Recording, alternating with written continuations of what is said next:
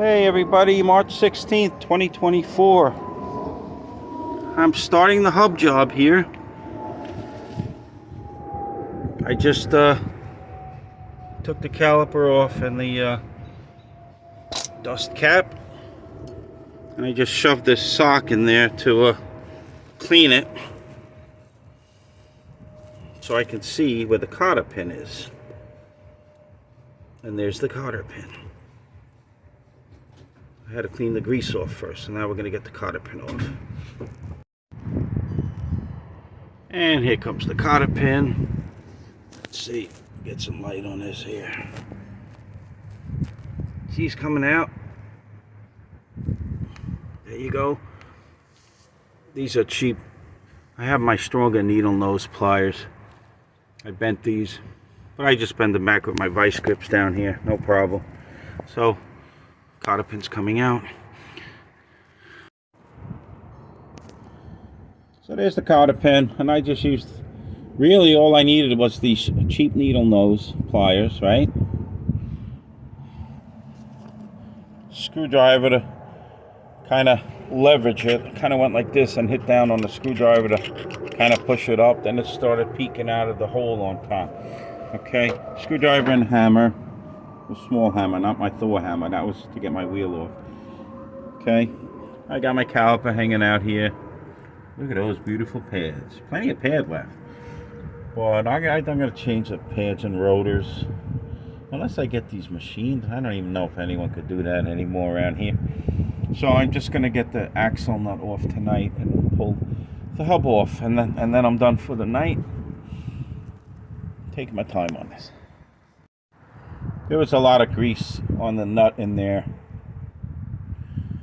So I just stick a sock in there and with my screwdriver and get the grease off, or you could spray some stuff in there to get the grease off, but I just wiped it with a rag, and the screwdriver works great.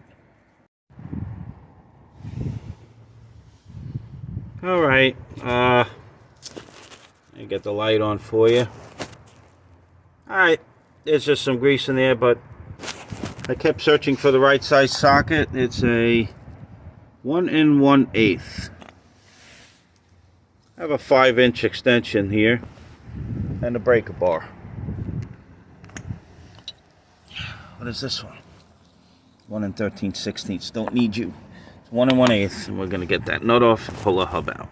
That'll be it for today. Yippee! Making progress. Sorry for the angle of the phone. I'm balancing it between my spokes. Okay.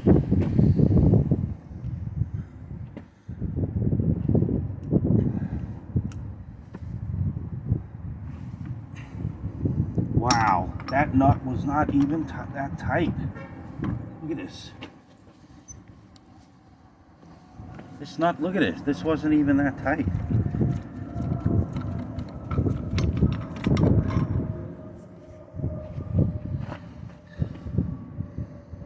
There she is.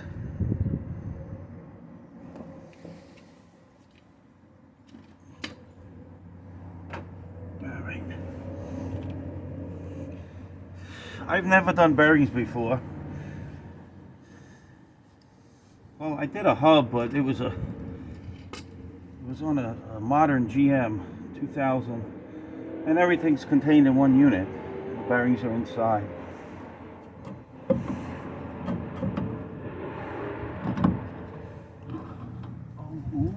Oh. Okay. Good stuff.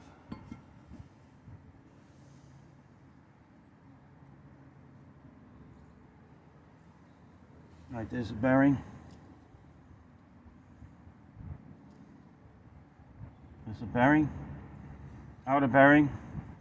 Here's the nut with the tab nut. I didn't see any shims. At least the stub axle looks great.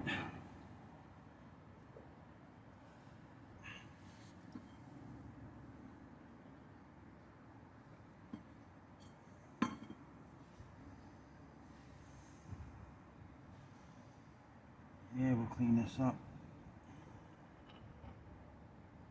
There's the collar. collar goes in, the tapered. I'll leave that on there with the tapered. This is red high temperature grease, I'm guessing. And in here, well, we'll take that apart soon.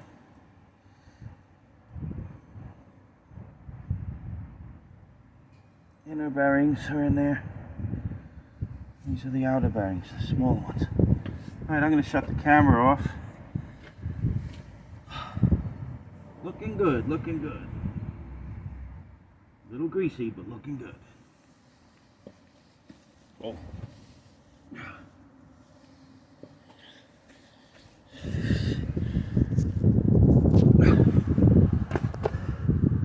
That's what that looks like. Here's the collar. Okay. Here's what that looks like.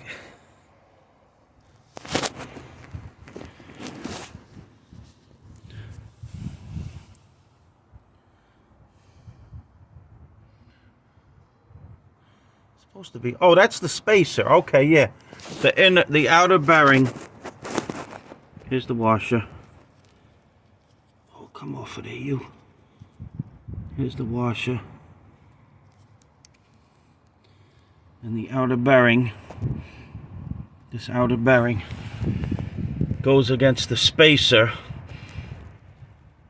And there should also be some shims if needed. Now, I don't know if this needed any shims, so. Alright, this is fun. Let's see what's on this other side.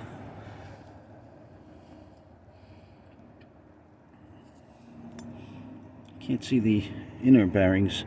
They're covered with grease. Okay.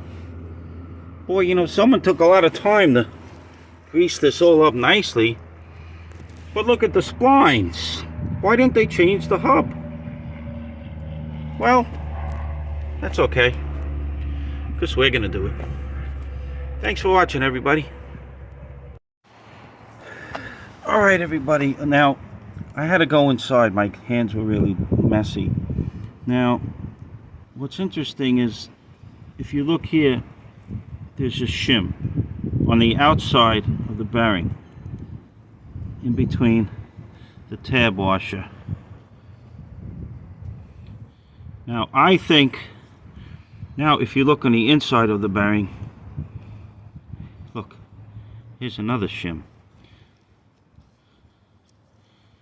See? So somebody put a shim on the inside of the bearing and on the outside of the bearing.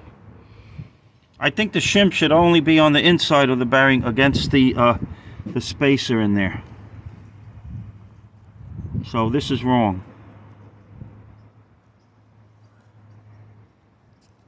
I believe the shims should not be on both sides of the bearing. It should be on the inside against the spacer to take up any slack if need be. I don't think the shim should be in between the bearing and the tab washer. Alright, so I'm just going to put that over here.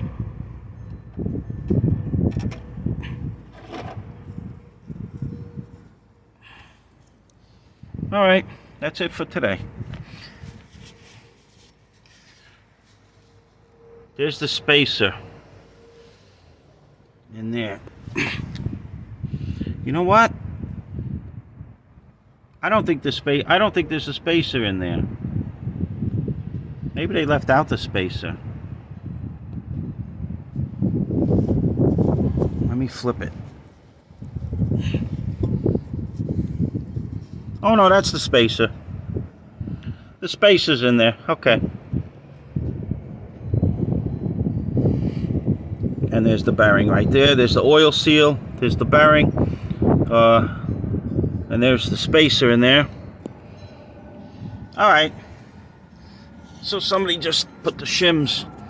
I don't know if it matters, but everything I looked up, the shim should be between the outer bearing and the spacer. Now, I'm changing my rotor, so I don't really care if I get grease on this.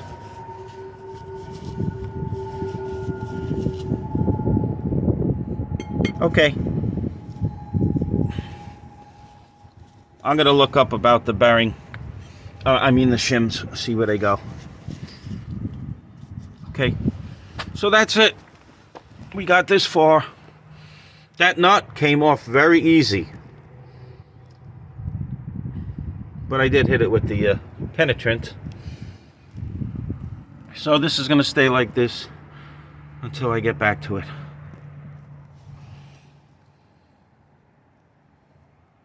Thank you for watching so far, everybody. I guess I'll continue this video.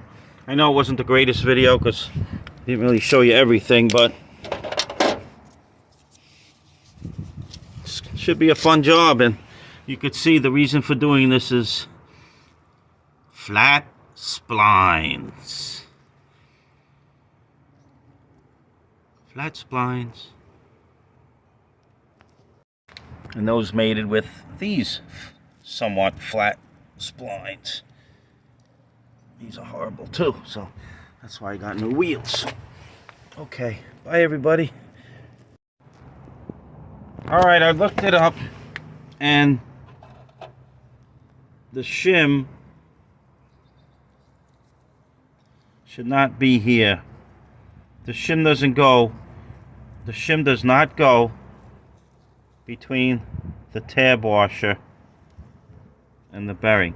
The shim goes here where this one is, between the outer bearing and the and the spacer in there.